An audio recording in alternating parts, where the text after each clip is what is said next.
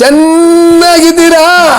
ಅಯ್ಯೋ ಇವನು ಬಂದ್ಬಿಟ್ಟ, ಏನು ಮಾಡೋದು? ಆ ಕಾಲಘಟ್ಟನ ನೋಡಿದಿರಾ, ಅದರ ಮಧ್ಯ ಕಾಲಘಟ್ಟನ ನೋಡಿದಿರಾ? ಆವಾಗ ನಂಬಿಕೆಗೆ ಬೆಲೆ ಜಾಸ್ತಿ, ಇವಾಗ ನಂಬಿಕೆ ಬೆಲೆ ಇಲ್ಲ. ರಂಗಭೂಮಿಯ ನಿಮ್ಮ ಪಯಣದ ಬಗ್ಗೆ ನಾವು ಇದರಲ್ಲೇ ಜೀವನ ಮಾಡ್ಬೇಕನ್ನೋರಿಗೆ ಎಲ್ಲವೂ ಸಿಗುತ್ತೆ. ದರ್ಶನ್ ಸರ್ ಡಿವೋರ್ಸ್, ಕೆಟ್ಟ ಸಮಯ ಯಾರಿಗೂ ಬಿಟ್ಟು ಒಳ್ಳೆಯವನಿಗೂ ಇದೆ, ಕೆಟ್ಟವನಿಗೂ ಇದೆ. ಸಮಯ ಒಳ್ಳೆಯವ್ರಿಗೆ ಯಾಕಂಗಾಯ್ತು ಆಗಲೇಬೇಕು, ಮುಂದಿನ ಕರ್ಮ ಇದೆ.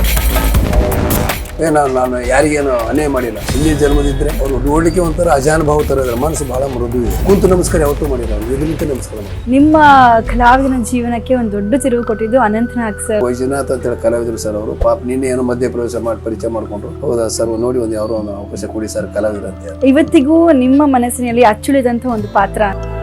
ನಾವ್ ಏನೇ ಪಾತ್ರ ಮಾಡಿದ್ರು ತೃಪ್ತಿ ಇರಲ್ಲ. ಈಗ ರೀಸೆಂಟ್ ನಿಮ್ದು ಎಕ್ಕಾದಲ್ಲಿ ಅದನ್ನ ಮತ್ತೆ ನೀವು ಪುನಃ ಅದ್ರ ಕ್ಯಾಮ್ರಾದಲ್ಲಿ ನೋಡಿದಾಗ ನಿಮಗೆ ಏನ್ ಅನ್ನಿಸ್ತು? ನೀವು ಇಲ್ಲಿಯೂ ಡ್ಯಾನ್ಸ್ ಮಾಡಿ ಅಂದ್ರು. ಮೇಡಮ್ ಡ್ಯಾನ್ಸ್ ಪ್ರಾಕ್ಟೀಸ್ ಮಾಡಿಲ್ಲ, ಎಲ್ಲ ಕಡೆ ಮುಟ್ಟುತ್ತೆ ಅನ್ನೋದು ನಂಗೆ ಐಡಿಯಾ ಇಲ್ಲ. ರಂಗಭೂಮಿಗೆ ಯಾಕೆ ಹೋಗ್ಬೇಕು? ಈಗ ನಾವ್ ಏನೇ ಡ್ಯಾನ್ಸ್ ಮಾಡೋಕೆ ಅದ್ರ ಮೊದಲು ಹಿಂದಿ ಹಾಡ್ಗಳು ತಗೊಂಡೇ ಮಾಡ್ಬೇಕು. ಯಾವಾಗ ಅಣ್ಣವ್ರದ್ದು ಬಂಗಾರದ ಮನುಷ್ಯ 100 ದಿನ ಹೋಯ್ತು, ಸಂಪತ್ತಿನ ಸವಾಲ್ 100 ದಿನ ಹೋಯ್ತು, ಆವಾಗಿಂದ ಕೀರ್ತಿ, ಸಂಪತ್ತು, ಮಕ್ಕಳು, ಸಂತಾನ, ಹೆಸರು ಎಲ್ಲವೂ ಇದು ಇಲ್ಲ. ಕಲೆಯಲ್ಲಿ ಏನೇನಿದೆ ಎಲ್ಲವೂ ಅವ್ರಿಗೆ ಸಿಕ್ಕ. ಕಲಾವಿದನಿಗೆ ಬೇಕಾದಂತಹ ಎಲ್ಲ ಅಂಶಗಳು ಅವ್ರು ಒಬ್ಬರಿಗೆ ಸಿಕ್ಕಿ. ಇವತ್ತಿಗೂ ನಾವು ಬಾಡಿಗೆ ಮಾಡಿದೀವಿ ಅಂತ ಅಂದ್ರೆ ನಿಮ್ಗೆ ಆಗ ಸಂಭಾವನೆ.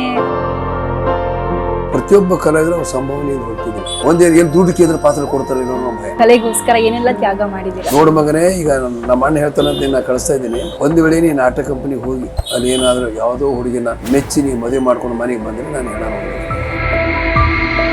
ಸಾವು ಬಂದಾಗ ಹೋಗ್ಲಿ, ನೀನೇ ಸಾವಿ ಕರಿಬೇಡ. ಬಟ್ ಇವತ್ತಿನ ಯುವ ಪೀಳಿಗೆಗೆ ನೀವು ಒಂದೊಳ್ಳೆ ಮೆಸೇಜ್ ಕೊಡ್ತಿದ್ದೀರಾ ಸರ್. ಬರೀ ಎಲ್ಲರೂ ಬಂದ ತಕ್ಷಣ ಹೀರೋ ಆಗ್ಬೇಕು, ಬಂದ ತಕ್ಷಣ ಹೀರೋಯಿನ್ ಆಗ್ಬೇಕು. ಹೀರೋ ಆಮೇಲೆ ಫಸ್ಟ್ ಕಲಾವಿದ. ಸೆಟ್ ನಲ್ಲೋ ಅಥವಾ ಸ್ಟೇಜ್ ಮೇಲೆ ಹೋದಾಗ ಡೈಲಾಗ್ ಮರ್ತು ಅದನ್ನ ಮ್ಯಾನೇಜ್ ಮಾಡುವಂತ ಪರಿಸ್ಥಿತಿ. ತಪ್ಪು ಮಾಡಿದ್ದು ಗೊತ್ತಾಗಲ್ಲ ಕಾಮಿಡಿದು.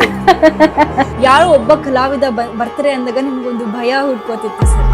ಅಣ್ಣವ್ರು ಕಂಡ್ರೆ ಭಯ ಬರೋದು, ವಿಷ್ಣುವರ್ಧನ್ ಅವ್ರು ಕಂಡ್ರೆ ಭಯ ಬರೋದು, ಅಂಬರೀಶ್ ಅವ್ರು ಕಂಡ್ರೆ ಭಯ ಬರೋದು. ಓನ್ಲಿ ಕ್ಯಾರೆಕ್ಟರ್, ವಿಷ್ಣುನೂ ಇಲ್ಲ, ಬಿರಾದರ್ ಇಲ್ಲ. ಅಂಡರ್ಸ್ಟ್ಯಾಂಡ್? ಕನಸೆಂಬ ಕುದುರೆಯನ್ನೇರಿ ಅದಕ್ಕೆ ಒಂದು ಅವಾರ್ಡ್ ಕೂಡ ಬರುತ್ತೆ. ಅಮಿತಾಬ್ ಬಚ್ಚನ್ ಅವ್ರ ಎದುರುಗಡೆ ಅವಾರ್ಡಿಗೆ ಅವ್ರು ಸಿನಿಮಾ ನಾನು ಕನಸೆಂಬ ಕುದುರೆ. ಯಕ್ಕ ಸಿನಿಮಾದಲ್ಲಿ ನೀವು ಒಂದು ಸಣ್ಣ ಪಾತ್ರನೆ ಮಾಡಿದ್ದೀರಾ, ಆದ್ರೆ ಆ ಸಿನಿಮಾ ನೋಡಿದಂತಹ ಜನರಿಗೆ ಜಾಕಿ ಸಿನಿಮಾ ನೆನಪಾಗುತ್ತೆ. ನಮಸ್ಕಾರ ಸಾರ್. ನಮಸ್ಕಾರ ಸಾರ್ ಅನ್ಬೇಡಿ, ಪುನೀತ ನೀವು ಯಜಮಾನ್ರೆ ನಿಮ್ಮ ಕಾಮಿಡಿ ಪಿಕ್ಚರ್ ಎಷ್ಟು ಬಿಕ್ಸ್ಕೊಂಡ್ ಪಾತ್ರ, ಕುಡ್ಕೊಂಡ್ ಪಾತ್ರ. ನಾನು ನಿಮ್ಮ ಅಭಿಮಾನಿ ಅಂತ ಹೇಳಿದಾರೆ. 20 ವರ್ಷದ ಹಿಂದೆನೆ ಸೂರ್ಯ ಅವ್ರು ಅಂದಿರಂತೆ, ಅಣ್ಣ ಇದು ಸ್ವಲ್ಪ ಸೀರಿಯಸ್ ಆಗಿ ಬರ್ಬೇಕು ಸೀರೋ. ಅವರು ಪುನೀತ್ ಅವ್ರು ಅಂದರು, ಸೂರ್ಯ ನಮಗೆ ಸೀರಿಯಸ್ ಆಗಿ ಮಾಡಕ್ ಆಗಲ್ಲ, ದಯವಿಟ್ಟು ಕೈ ಮುಗಿತೀನಿ, ಬೇರೆ ತರ ಹೇಳೋದು. ಸತ್ತು ಬದುಕಿದವರು ಪುನೀತ್ ಅವ್ರಿಲ್ಲ, ಎಲ್ಲರ ಬಾಯಲ್ಲಿದ್ದಾರೆ. ಬದುಕಿ ಸತ್ತವರು, ಸಂಪತ್ತು ಸಿಕ್ಕಾಪಟ್ಟಿದೆ, ಯಾರಿಗೆ ಯೂಸ್ ಆಗ್ತದೆ? ಯಾವುದಕ್ಕೂ ಅರ್ಥನೇ ಇಲ್ಲ. ಯಾರಾದ್ರೂ ಒಬ್ಬನ ನೆಮ್ಮದಿಯಾಗಿದ್ದೀನಿ ಅಂತ ಹೇಳಿ ನೋಡೋಣ. ಪ್ರತಿಯೊಂದು ಪ್ರಾಣಿಯು ಸೃಷ್ಟಿಯ ಮೇಲೆ ಹುಟ್ಟಿರುವುದು ತಮ್ಮ ತಮ್ಮ ಸ್ವಾರ್ಥ ಸುಖಕ್ಕಾಗಿ.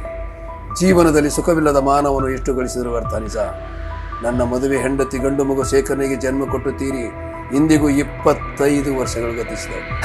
ಮುಸ್ಸಂಜೆ ಮಾತಲಿ ಮನಸ್ಸುಗಳು ಸಾಗಲಿ.